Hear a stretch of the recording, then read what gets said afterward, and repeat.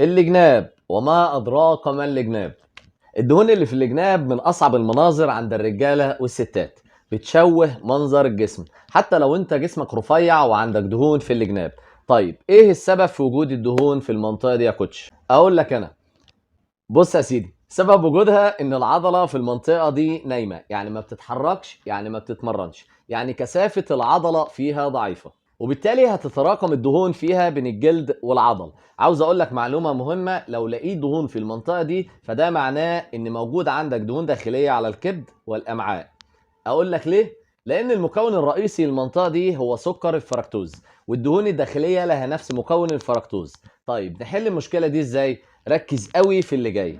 وانت بتمشي حرك وسطك عشان تحرك العضلة اللي فيه زي عارضات الازياء بالظبط، والحركة دي اعملها في البيت بره عشان ما تتفهمش غلط. تمارين مقاومة لتقوية العضلة فيها باستخدام الاوزان.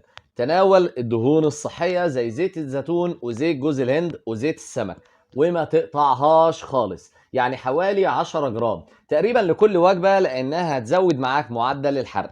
ابعد تماما عن الدهون غير الصحية. ارفع نسبة البروتين اللي داخلة جسمك بنسبة قليلة، يعني البروتين اللي بتاكله زوده شوية واحسبها من ضمن سعراتك الحرارية. واهم حاجة المشي، المشي ثم المشي. بس يا سيدي،